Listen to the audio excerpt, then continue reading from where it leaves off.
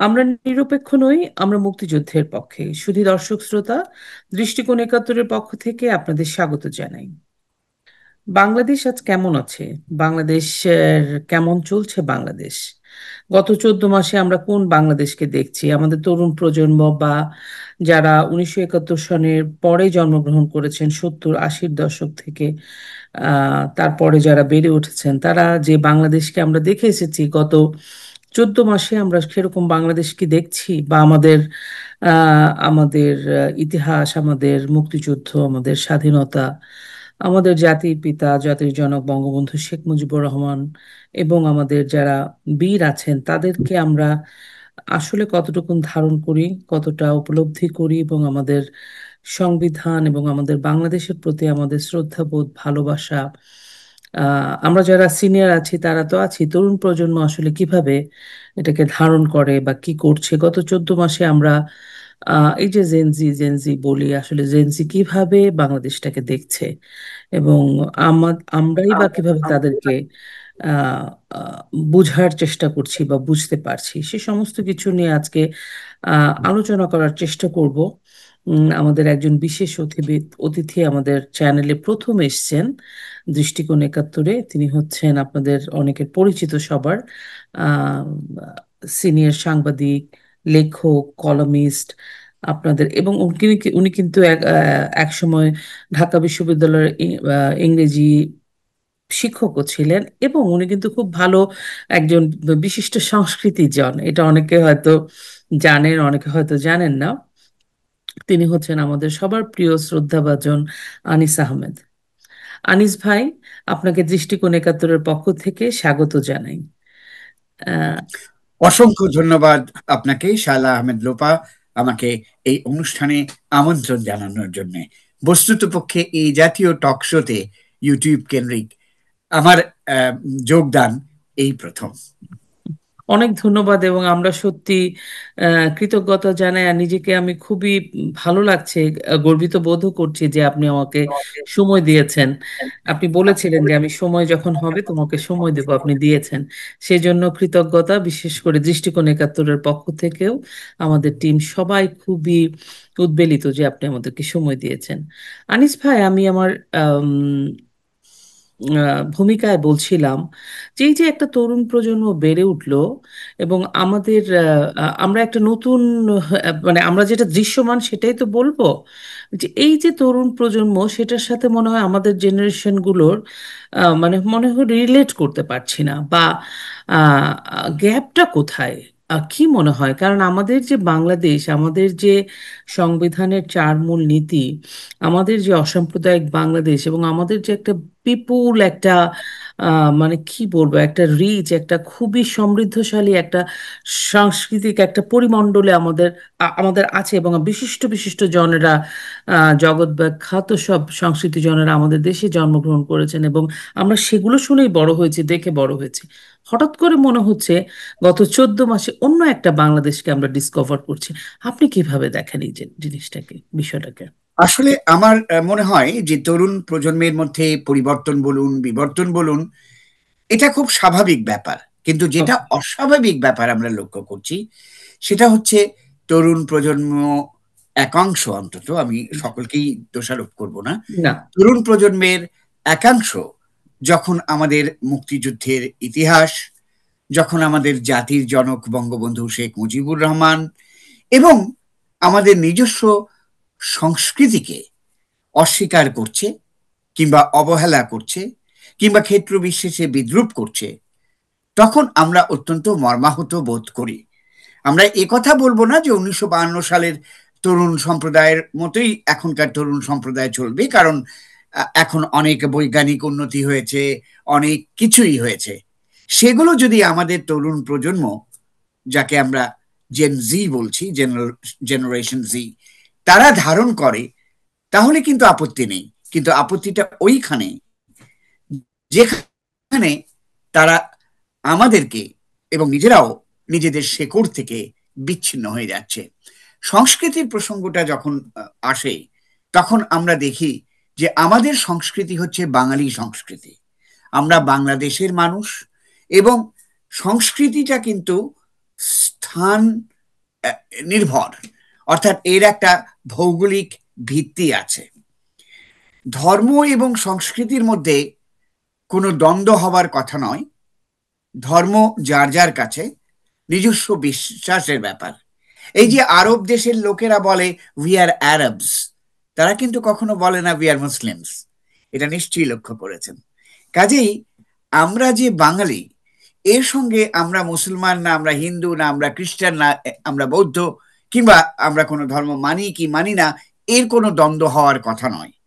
এবং এই বাঙালি সংস্কৃতিকে প্রতিষ্ঠা করার জন্যই সেই 1952 সাল থেকে, 52 কেন বলবো, 1948 সাল থেকে বাংলাদেশের মানুষের এই সংগ্রামের সূচনা।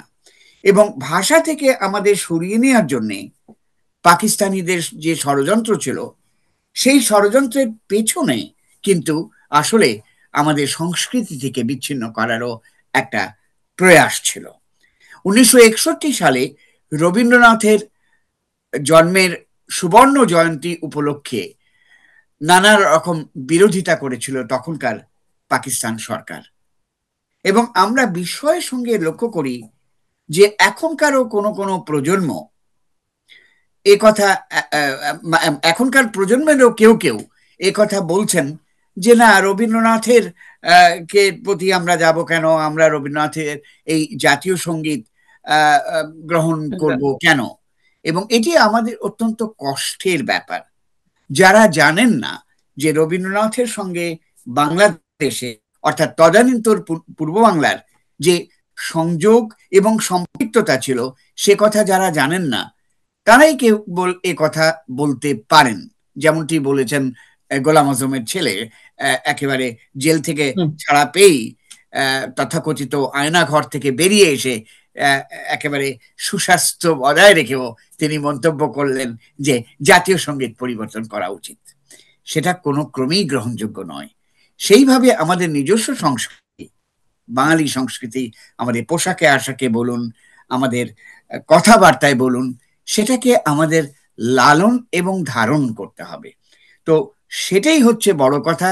আমি ঠিক বুঝতে পারছি না তরুণ প্রজন্ম কেন এদিকে আসছে। অবশ্য কেন আসছে তার একটা বড় কারণ আছে, যে এই তরুণ প্রজন্মের মধ্যে কিছু, আমি দুঃখের সঙ্গে বলছি, কিছু মৌলবাদী এরা ঢুকে পড়েছে। মৌলবাদী কথাটার একটা ইতিবাচক অর্থ আছে, যে যারা তাদের মূল বিষয়টাকে সমর্থন করেন, সেটা ঠিক আছে। কিন্তু এরা ঠিক মৌলবাদী নয়, এরা একেবারে কট্টরপন্থী।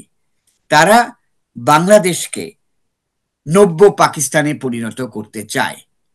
সেখানেই আমার আপত্তি, সেখানেই আমি কষ্ট পাই, সেখানেই আমি প্রতিবাদ জানাই।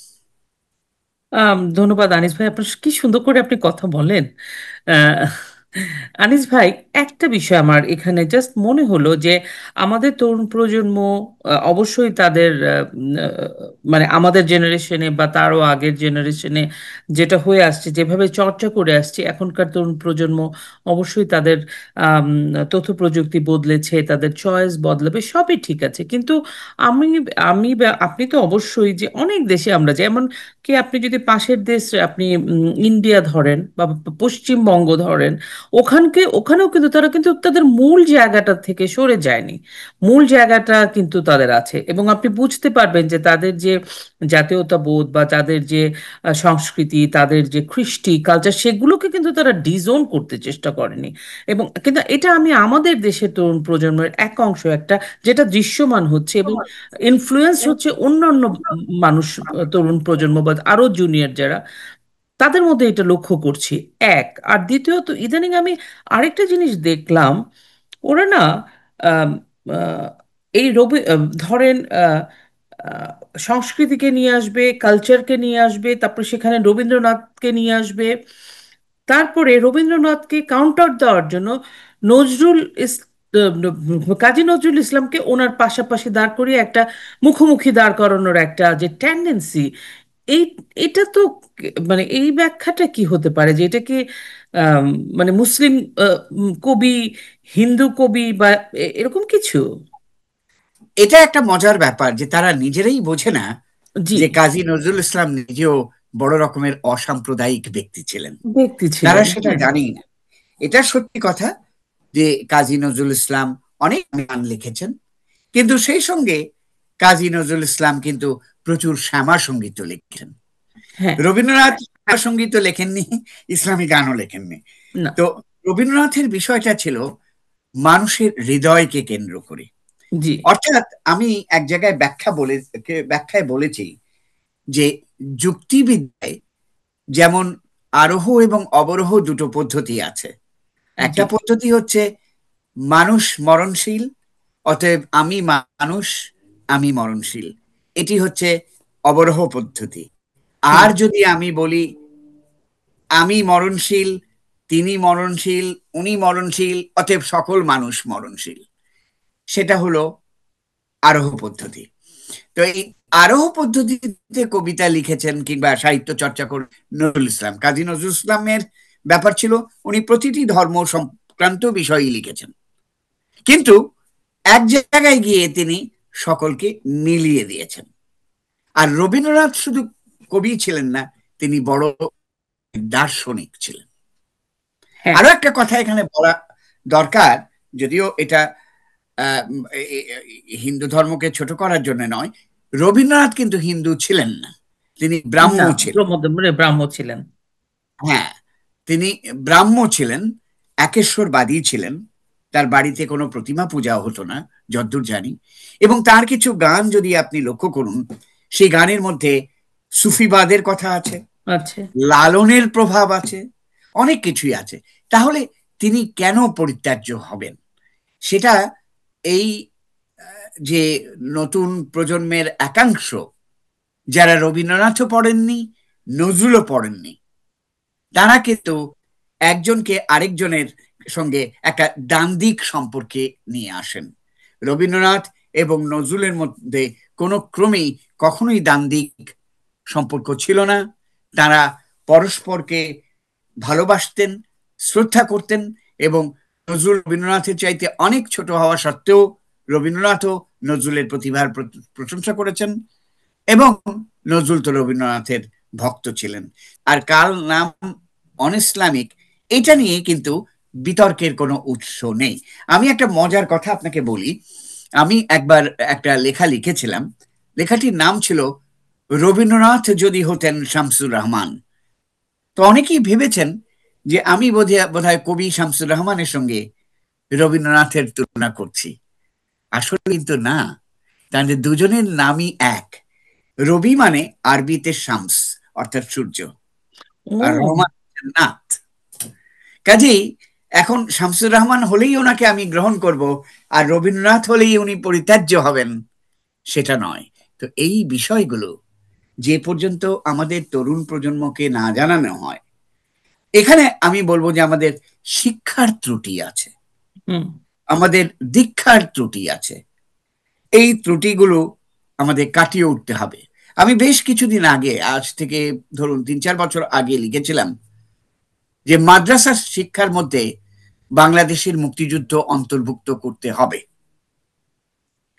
এখন আমরা কি দেখছি, সেটা অন্তর্ভুক্তি তো হয়নি, বরঞ্চ এই শিক্ষার্থীরা যাদের মগজ ধোলাই করা হয়, তারা কিন্তু এখন সম্মুখ সারিতে চলে এসছে।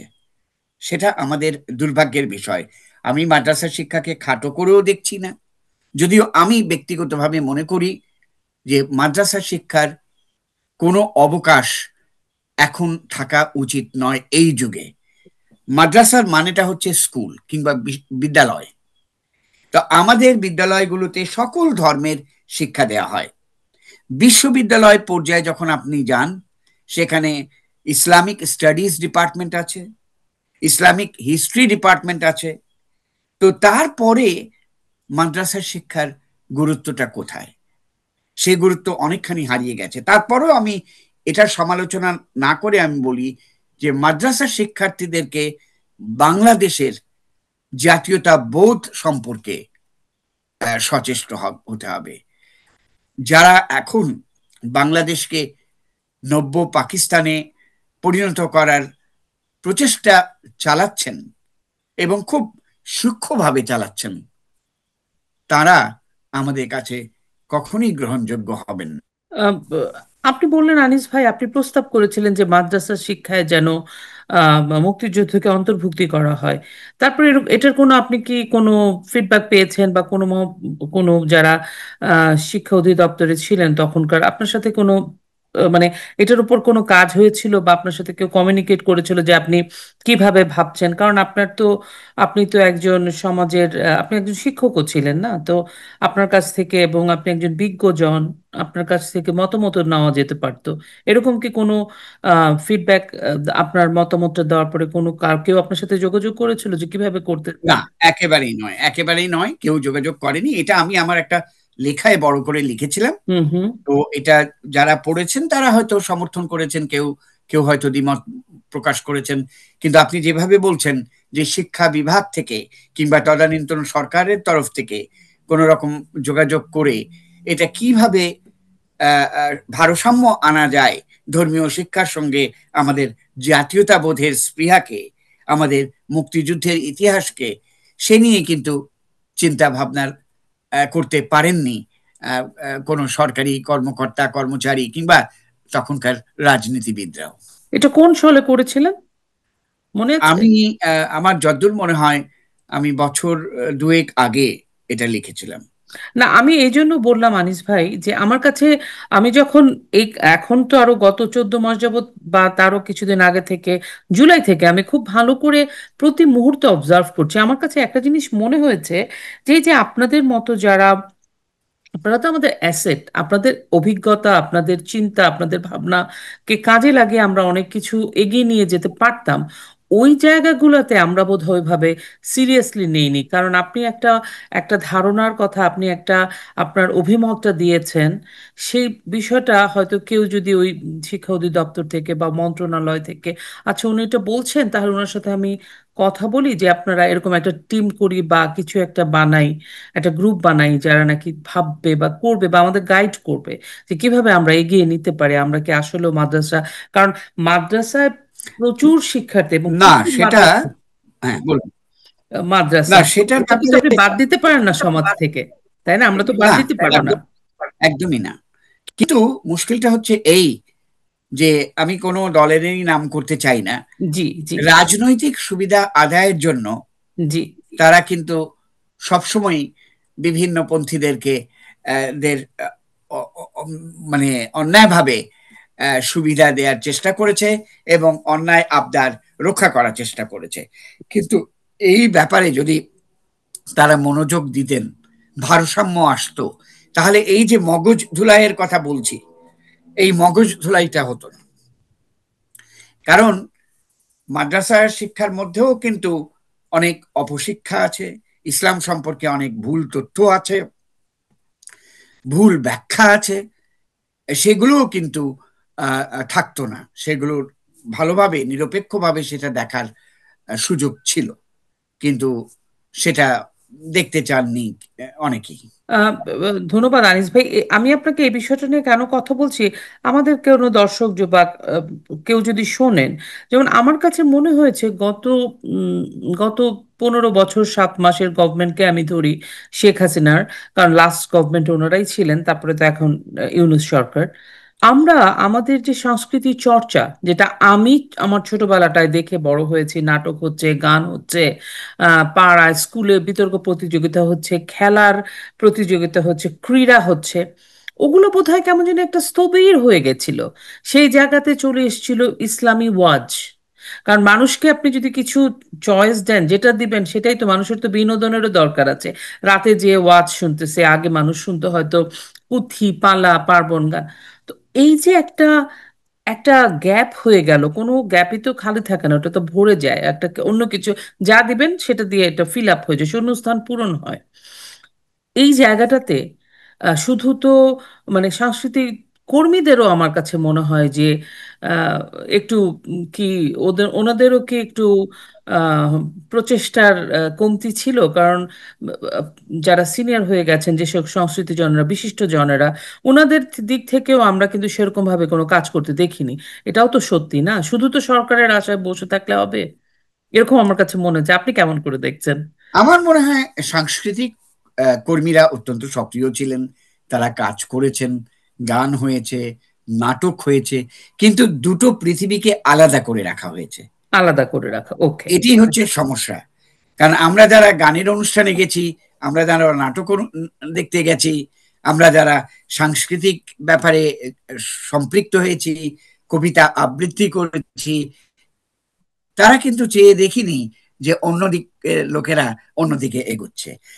সেখানে যদি আমরা প্রভাব রাখতে পারতাম, অর্থাৎ আমি মাদ্রাসা শিক্ষার কথাই বলি, সেখানে যদি আমরা প্রভাব রাখতে পারতাম, সেখানে যদি আমাদের মুক্তিযুদ্ধ, আমাদের সংস্কৃতি এবং এই কথাটা যদি আমরা বোঝাতে পারতাম যে ধর্মের সঙ্গে সংস্কৃতির কোনো দ্বন্দ্ব নেই, বিরোধ নেই। ধর্ম হচ্ছে একেবারে আত্মিক ব্যাপার।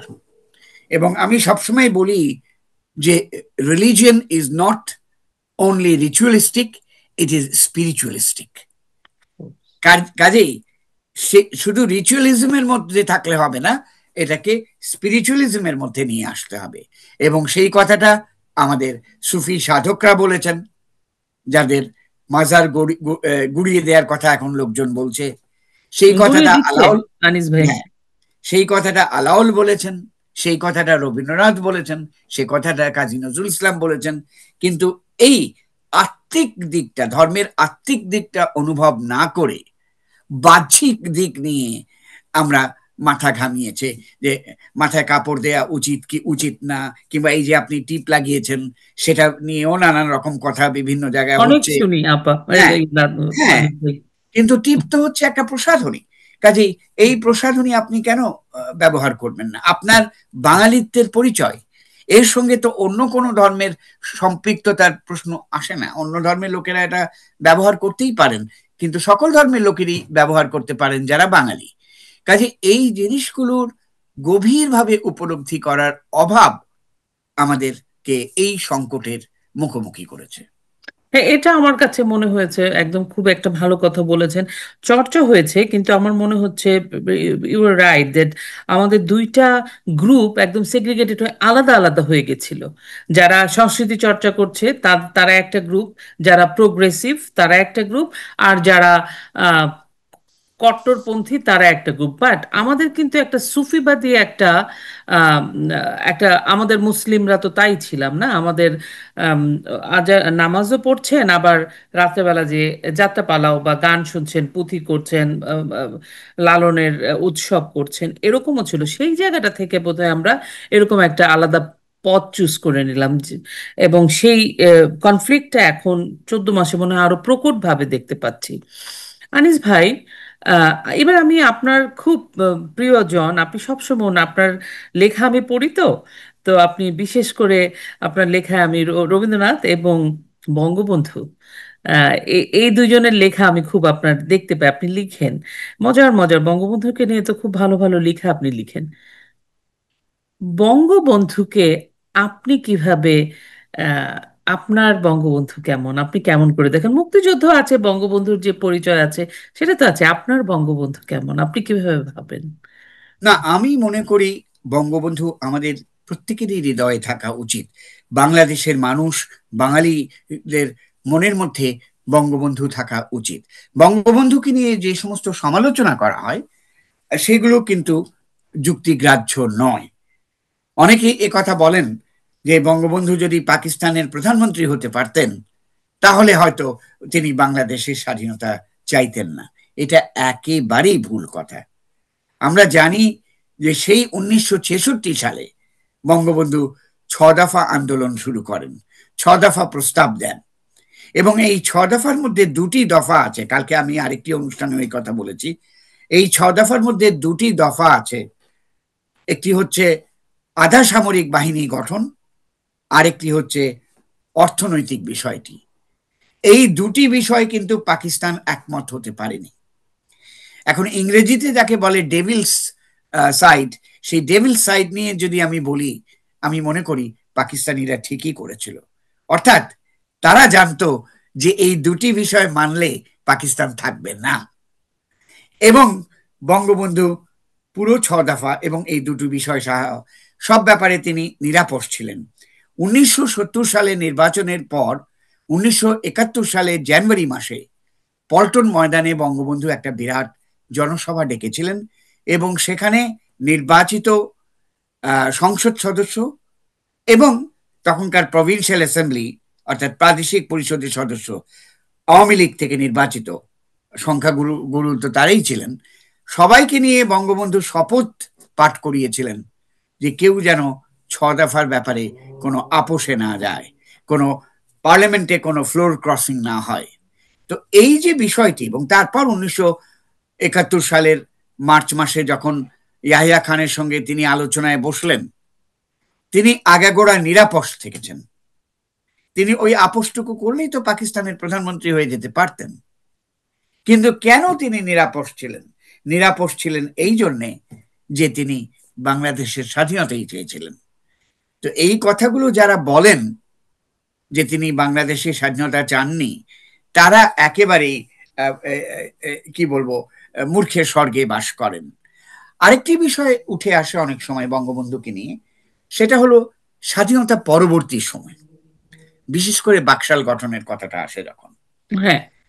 হ্যাঁ, তো স্বাধীনতার পরবর্তী সময়ে এটা লক্ষ্য করার বিষয় যে স্বাধীনতার পর, এত বড় একটা যুদ্ধের পর, বঙ্গবন্ধু বেঁচে ছিলেন মাত্র 3.5 বছর।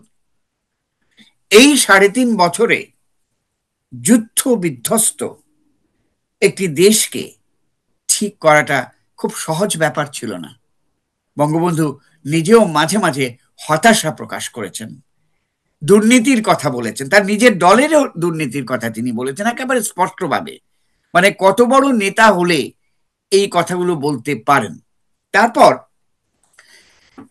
যারা একদলীয় শাসন ব্যবস্থা বলে, বঙ্গবন্ধু কিন্তু বহুদলীয় শাসন ব্যবস্থা চালু করেছিলেন প্রথমে করেছিলেন। 1972 সাল থেকে।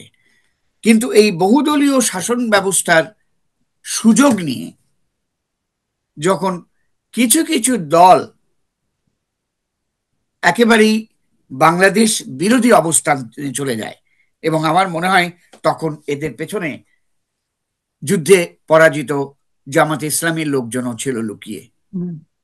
যেমন এই ছাত্রলীগের মধ্যেও প্রচুর শিবিরের লোক ছিল বলে অনেকে মনে করেন।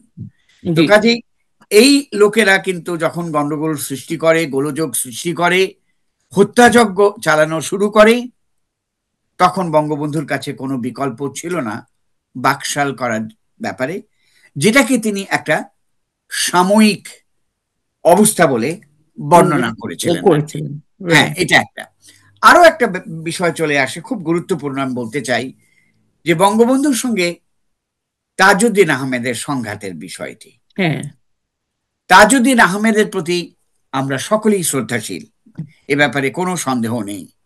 তাজউদ্দিন আহমেদ 1971 সালের মুক্তিযুদ্ধ যেভাবে পরিচালনা করেছেন, প্রবাসে থেকে এত বিচক্ষণতার পরিচয় দিয়ে, যে তিনি অবশ্যই আমাদের সকলের কাছে নমস্য ব্যক্তি। কিন্তু বঙ্গবন্ধুর সঙ্গে তার প্রতিদ্বন্দ্বিতার কোনো স্থান ছিল না। বঙ্গবন্ধুর কে ভুল পথে পরিচালিত করার জন্যে এবং বঙ্গবন্ধুর সরলতাকে ব্যবহার করার জন্যে যে ব্যক্তি দায়ী, সে হচ্ছে খন্দকার মোশতাক। এবং আওয়ামী লীগের ইতিহাস যদি আপনি জানেন, তাহলে আপনি জানবেন যে বঙ্গবন্ধুকে যখন সোহরাওয়ার্দী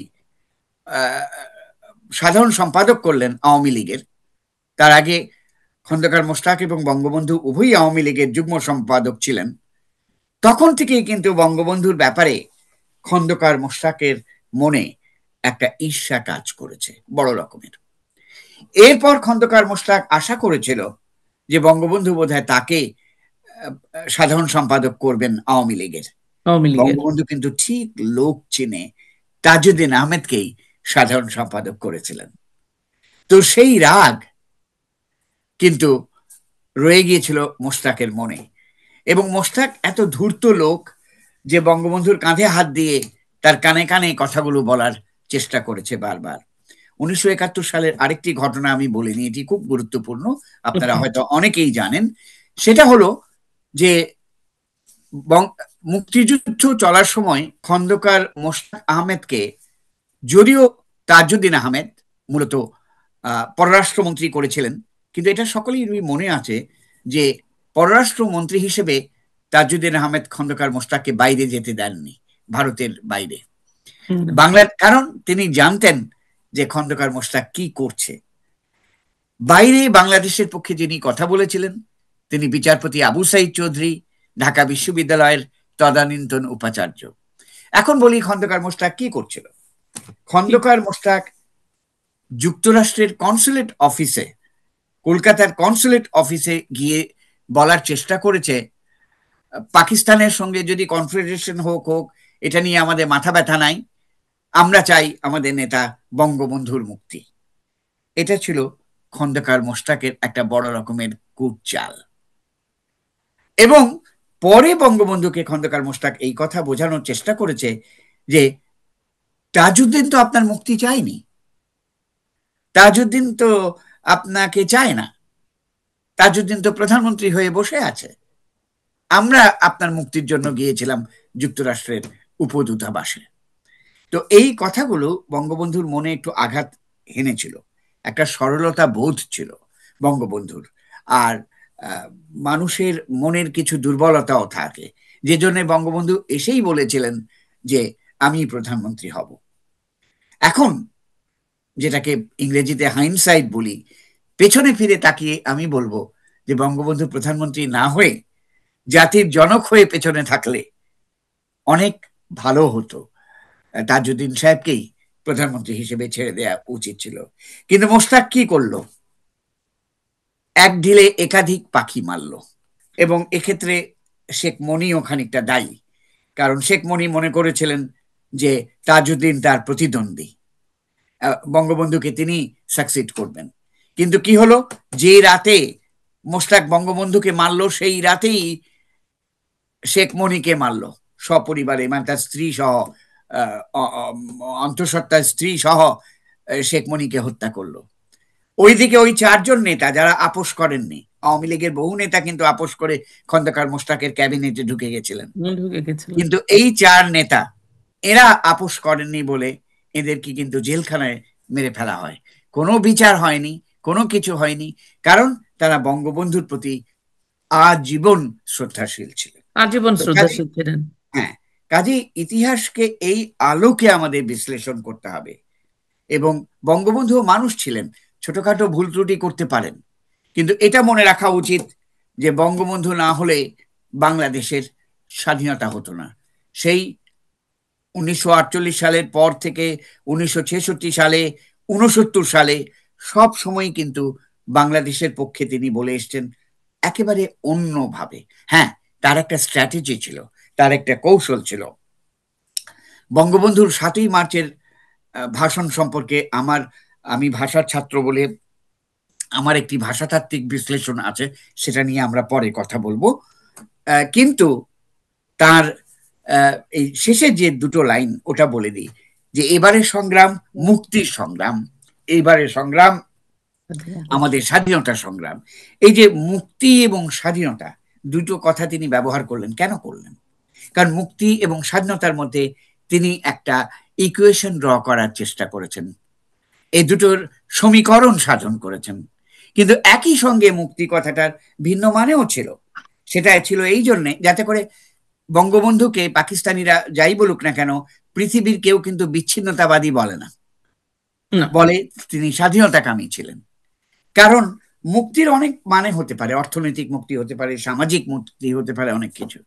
তো এই জিনিসটাও কিন্তু বঙ্গবন্ধু রক্ষা করেছেন। এবং একটা কথা মনে রাখা উচিত, এই বলেই আমি শেষ করছি, আমার বক্তব্য হয়তো দীর্ঘ হয়ে যাচ্ছে, যে 71 সালের পুরো যুদ্ধের সময়টুকু বঙ্গবন্ধু সশরীরে উপস্থিত না থাকলেও আদর্শে উপস্থিত ছিলেন। তিনি অনুপস্থিত থেকেও তিনি কিন্তু বাংলাদেশের রাষ্ট্রপতি হিসেবে তাজউদ্দিন তাকে রাষ্ট্রপতি পদে রেখেছিলেন। আমরা এখনো ভুলে যাইনি মুক্তিযুদ্ধের সময় সেই বজ্রকণ্ঠ বাজানো হতো, যে বজ্রকণ্ঠে আমরা আন্দোলিত বোধ করতাম, আমরা আশা খুঁজে পেতাম। এটাই হচ্ছে বঙ্গবন্ধু। কাজেই বঙ্গবন্ধু আমাদের হৃদয়ে থেকে যাচ্ছেন। বাইরে কি করা হচ্ছে এটা অত্যন্ত অন্যায় ব্যাপার, তার বাড়িঘর ভাঙা। তার বাড়িঘর কি? তার বাড়িঘর তো আসলে জাদুঘর ছিল, সেখানে মুক্তিযুদ্ধের সমস্ত ইতিহাস ছিল। তো সেই ইতিহাসকে নস্যাৎ করা হয়েছে, কিন্তু বঙ্গবন্ধু আমাদের হৃদয়ে রয়েছেন। এবং আমি আশা করি যে বঙ্গবন্ধু চিরদিনই আমাদের হৃদয়ে থাকবেন এবং বঙ্গবন্ধু বাইরেও প্রতিষ্ঠা পাবেন। আমি একদম আপনাকে ছেড়ে দিব, আপনার তারাও আছে। আমি জাস্ট আর দুইটা বিষয় আপনার কাছ থেকে জানতে চাই। আপনি তো জানেন যে বর্তমানে এখন যে অন্তর্বর্তীকালীন সরকার, ওনারা একটা ঐকমত্য কমিশন করছেন, এবং সে ঐকমত্যে আমি একটু কমিশনে ওনারা একটা প্রস্তাব করেছেন যে বঙ্গবন্ধুর প্রতিকৃতি নামিয়ে ফেলা হবে, এটা আর প্রদর্শন করা হবে না, এরকম একটা। এটা 2001 সালে এরকম একটা প্রজ্ঞাপন দিয়ে সংবিধানে অন্তর্ভুক্ত করা হয় যে বঙ্গবন্ধুর প্রতিকৃতি রাখা হবে সমস্ত সরকারি অফিস, দূতাবাসগুলোতে। এবং আমরা যদি আপনি জানেন তো অবশ্যই যে জর্জ ওয়াশিংটন, যে আমেরিকার তারপরে মহাত্মা গান্ধী, ওনাদের ছবিও কিন্তু এরকম টানানো থাকে। তো আমাদের জাতির জনকের ছবিও তো টানানো থাকতো। তো এইটাকে যে নামিয়ে ফেলা, মানে আপনার কি মনে হয় যে এই যে এইভাবে যে বঙ্গবন্ধুকে অ্যাটাক করা, মুক্তিযুদ্ধকে অ্যাটাক করা, মুক্তিযুদ্ধের সময়টায় যা যা হচ্ছিল, সেটাই কি ভিন্ন আঙ্গিকে, ভিন্ন চেহারায় আমাদের সামনে ওই কাজগুলোই কি করা হচ্ছে আমাদের এখনকার তরুণ প্রজন্মকে প্রভাবিত করার জন্য, বা তরুণ প্রজন্মকে দিয়ে কাজগুলো করানো হচ্ছে যেগুলো মুক্তিযুদ্ধে সব তারা ফেল করেছে, এখন সেটা তারা সাকসেসফুল করার চেষ্টা করছে, এবং বঙ্গবন্ধুর প্রতিকৃতি নামিয়ে ফেলার মতো যে যে একটা দাবা, কারণ এটা তো কোনো প্রয়োজন নেই আসলে, উনি থাকলে অসুবিধাটা কি? কারণ সে তো, তার নেতৃত্বে তো আমরা দেশটা পেয়েছি। তো আপনি এই জায়গাটাকে কেমন করে আমাদের তরুণ প্রজন্মের জন্য বলতে চান? প্রতিকৃতি তো দূরের কথা, বাংলাদেশে এখন বঙ্গবন্ধুর নামই উচ্চারণ করতে উচ্চারণ দেওয়া হয়, করা যায় না। যেটা গর্হিত অপরাধ। যেটা গর্হিত অপরাধ, আমাদের জাতিসত্তাকে ভুলিয়ে দেওয়ার ব্যাপার। এবং আমি মনে করি যে 1971 সালের পরাজিত যে শক্তিটা ছিল, তারাই কিন্তু গোপনে গোপনে এখন ঢুকে গেছে, এবং তারাই বঙ্গবন্ধুকে নিশ্চিহ্ন করে দেওয়ার জন্য এই কাজ করছে। এটা কোনো ক্রমেই গ্রহণযোগ্য নয় যে বঙ্গবন্ধুর প্রতিকৃতি কিংবা তার ছবি কিংবা তার স্বীকৃতি থাকবে না। আপনি ঠিকই বলেছেন, জর্জ ওয়াশিংটনকে নিয়ে কেউ বিতর্ক করে না। বিতর্ক করছে দলীয় না। মতভেদ থাকতে পারে, জর্জ ওয়াশিংটন যে দলের ছিলেন সে দলের বিপক্ষ দল উনি ক্ষমতায় নির্দলীয় আসতে পারে। ছিলেন। হ্যাঁ, হ্যাঁ, কিন্তু তাকে নিয়ে কোনো বিতর্ক প্রশ্ন নেই, ওঠে না। আব্রাহাম লিঙ্কনকে নিয়ে কোনো প্রশ্ন কোনো ওঠে না। প্রশ্ন নেই। কিন্তু বঙ্গবন্ধুকে নিয়ে প্রশ্ন কারা করছে? যারা করছে তারা কিন্তু পরাজিত শত্রু। তারা সেই পরাজিত বাহিনী যারা 1971 সালে তাদের মনোবাঞ্ছা পূরণ করতে পারেনি, অবিভক্ত পাকিস্তান রাখতে পারেনি, তারাই কিন্তু এখন চাইছে যে বাংলাদেশ একটা পাকিস্তান আকৃতির দেশে দাঁড়িয়ে যাক, যেখানে বঙ্গবন্ধু সম্পূর্ণভাবে অনুপস্থিত থাকবেন। কিন্তু আমি আশাবাদী যে এই বিষয়টি যে পর্যায়ে পৌঁছেছে, যে এক্সট্রিম পর্যায়ে পৌঁছেছে, সে পর্যায়ে কিন্তু বিষয়টি থাকবে না। ও, আপনি আশাবাদী?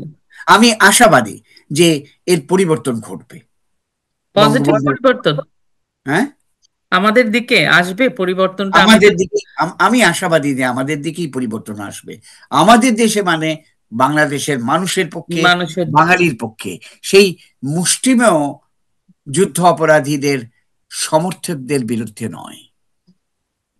অনেক করতে ধন্যবাদ নয়। আনিস ভাই, আমি একদম শেষ পর্যায়ে চলে এসেছি। আমি শুধু একটা ছোট্ট মানে কথা বলে আপনি শেষ করে দিব আমি। আপনি মুক্তিযুদ্ধের সময়টায় আপনার একটু, আপনি তো একজন সাংবাদিকও, আপনি একজন শিক্ষক, সেই সময়ের একটা স্মৃতিচারণ করে আপনি আমাদের তরুণ প্রজন্মের জন্য একটু কিছু বলুন। আসলে মুক্তিযুদ্ধের সময় আমি কিশোর ছিলাম। জি। আমি সেই সময় এসএসসি পরীক্ষার্থী ছিলাম। জি। পরীক্ষা যদিও দিইনি মুক্তিযুদ্ধের কারণে। সে সময়কার আমার দুটো খুব স্পষ্ট স্মৃতি আছে। একটা হলো, আমি 7ই মার্চের ভাষণ নিজে শুনেছি বাহ। রমনা রেসকোর্স ময়দানে গিয়ে একজন কিশোর হিসেবে, এবং আমি মুগ্ধ হয়েছি সেই ভাষণ শুনে। তখন যতটুকু বুঝেছিলাম, এখন তো আরো বেশি বুঝেছি, আরো ভাষাতাত্ত্বিক বিশ্লেষণ করেছি। দ্বিতীয় হলো, আমরা স্কুলের, আমি তখন শাহিন স্কুলে পড়তাম, এবং শাহিন স্কুল ছিল পাকিস্তান এয়ারফোর্সের স্কুল। তো আমরা এই একাত্তরের যখন বঙ্গবন্ধুর অসহযোগ আন্দোলন চলছে, তখন আমরা এসএসসি পরীক্ষার্থীরা পল্টন ময়দানে দাঁড়িয়ে, এবং সেখানে আমিও ছিলাম, আমরা প্রতিজ্ঞা করেছিলাম যে বাংলাদেশ স্বাধীন না হওয়া পর্যন্ত আমরা পরীক্ষা দেব না। তো 25শে মার্চের ঘটনার পরে বড় সমস্যায় পড়ে গেল, আমার অভিভাবকরা সমস্যায় পড়লেন। কিন্তু আমরা সিদ্ধান্ত নিলাম, আমরা একটা বাড়িতে বসে, আমরা তখন এসএসসি পরীক্ষার্থী যারা ছিলাম আমাদের স্কুলের, আমরা বাড়িতে বসে ওই কি বলে তাকে, আমরা সিদ্ধান্ত নিলাম যে আমরা এসএসসি পরীক্ষা দেব না। এবং আমরা তখন একটা লিফলেট তৈরি করলাম। তখনকার যুগে তো আর কম্পিউটার টম্পিউটার এগুলো ছিল না, ওই স্টেন্সিল বলে একটা জিনিস ছিল, ওটার মধ্যে হাতে লিখে আমরা ইয়ে করলাম। এবং আমার উপর দায়িত্ব পড়লো যে যেদিন আমরা অ্যাডমিট কার্ড নেব কিন্তু পরীক্ষা দেব না, কারণ অ্যাডমিট কার্ড যারা নিচ্ছে না তাদেরকে আবার ধরছে পাকিস্তান সরকার। তা আমরা বললাম আমরা অ্যাডমিট কার্ড নিয়ে আসবো কিন্তু পরীক্ষা দেব না। অ্যাডমিট কার্ড নিতে যখন যাব, আমার উপর দায়িত্ব ছিল পকেটের মধ্যে ওই লিফলেটটা নিয়ে গিয়ে আমার বন্ধুদের দেওয়া, যে তোরা পরীক্ষা দিস না। পথে আমাকে পাকিস্তান আর্মি ধরেছিল। সেই সময় আমি কিশোর বালক, পরিবারের কাছে আমি বাসে উঠবো, দাঁড়িয়ে আছি। তারপর তারা আমাকে নানান রকমের প্রশ্ন করলো। সৌভাগ্যবশত আমি খুব ভালো উর্দু জানি, এখনো আমি উর্দুতে কথা বলতে পারি আর কি। আচ্ছা। তো যাই হোক, তারা আমাকে নানান প্রশ্ন করলো, এবং তখন তারা প্রশ্ন করে তারা হয়তো সন্তুষ্ট হলো। আর আমি একদম জোরে বললাম, ওরা জিজ্ঞেস করলো তুমি কোন স্কুলে পড়ো? তো আমি বললাম পাকিস্তান এয়ারফোর্স শাহিন স্কুল, মানে পাকিস্তানের উপর একটা এক্সট্রা জোর দিয়ে। এইসব করে যাই হোক গিয়ে মহাকালীর দিক দিয়ে যে গেটটা ছিল শাহিন স্কুলের, সেখান থেকে ঢুকে আমি বন্ধু বান্ধবদের পকেটে এই তোরা পরীক্ষা দিস না এই লিফলেটটা তখন করেছিলাম। এর বেশি এই কিছু তোরা কিছু পরীক্ষা দিস না। হ্যাঁ, কারণ 71 সালে, হ্যাঁ। এবং হুম। আমরা একটা বাড়িতে বসে মুক্তিযোদ্ধাদের জন্য ব্যান্ডেজ এগুলো তৈরি করতাম, চিকিৎসা সামগ্রী, গোপনে। আর স্কুলে যে গেছিলাম ওটা মাকে জানাইনি, অনেক পরে জানিয়েছি আর কি। মানে লিফলেট নিয়ে যে গেছিলাম সেটা জানাইনি, অ্যাডমিট কার্ডটা নিয়ে এসেছি, পরীক্ষা দিইনি। পরীক্ষা দিয়েছিলাম 72 সনে। ও, কি মজার একটা গল্প আমি শুনলাম আপনার কাছ থেকে, ঘটনা আমার একদম গুজবাম দাঁড়িয়ে মানে একটা বিশাল ব্যাপার। আমি একদিন আনিস ভাই আপনার কাছে আরেকটু সময় নিয়ে, আপনি আজকে তাড়া আছে, আমি আপনাকে আর আটকে রাখতে না ঠিক চাই না, আছে, কিন্তু জি এগুলো হ্যাঁ, আমাদের বাচ্চাদের, তরুণ প্রজন্মের জানা দরকার, খুব করে জানা দরকার, আমি এটা মনে করি আর কি। কারণ এই নিশ্চয়ই। এই স্মৃতিগুলো তাদের বুঝতে হবে, জানতে হবে যে কতটা আহ, কিছু পেরিয়ে আমরা এই স্বাধীনতাটা পেয়েছি, এবং এই সেই অমূল্য সম্পদ আমাদের দেশ, আমাদের মাতৃভূমি, আমাদের সার্বভৌমত্ব অনেক ত্যাগের বিনিময়ে আমরা পেয়েছি। সেটাকে রক্ষা করার দায়িত্ব এটুকুনও যদি আমরা করতে না পারি, তাহলে তো আর কিছু রইলো না বাকি। আনিস ভাই, আপনাকে অনেক ধন্যবাদ। আপনি আমাদেরকে সময় দিয়েছেন। দৃষ্টিকোণ একাত্তরের পক্ষ থেকে আবারও আপনাকে কৃতজ্ঞতা জানাই, আপনার সুস্থতা কামনা করি। যদিও আপনি এরকম অনলাইনে প্রথম আপনি কথা বলেছেন আমাদের চ্যানেলে, বাট আমি আশা করব যে আপনার সাথে আমি আরেকবার একটু কথা বলবো, কারণ আমার অনেক কথা বাকি রয়ে গেল। আপনি আপনার প্রতি সকৃতজ্ঞ, ধন্যবাদ আমাকে আমন্ত্রণ জানানোর জন্য, মনের কথা খুলে বলার এই সুযোগ দেওয়ার জন্য ধন্যবাদ। আপনি ভালো থাকবেন। শুধু আপনি দর্শক শ্রোতা, আশা করি আমাদের আজকের অতিথির কথা আপনাদের ভালো লেগেছে। চলুন দেশটাকে ভালোবাসি, আমরা সবাই মিলে একতাবদ্ধ হয়ে থাকার চেষ্টা করি। এবং এখন সময়টা ভালো যাচ্ছে না, আপনি আপনার প্রতিবেশীর দিকে এবং আপনার ঘরের কন্যা শিশুটির দিকে, তরুণ যদি থেকে থাকে তাদের দিকে খেয়াল রাখবেন। আপনারা ভালো থাকবেন, সবাইকে নিয়ে ভালো থাকবেন। চলুন দেশটাকে ভালোবাসি। জয় বাংলা, জয় বঙ্গবন্ধু।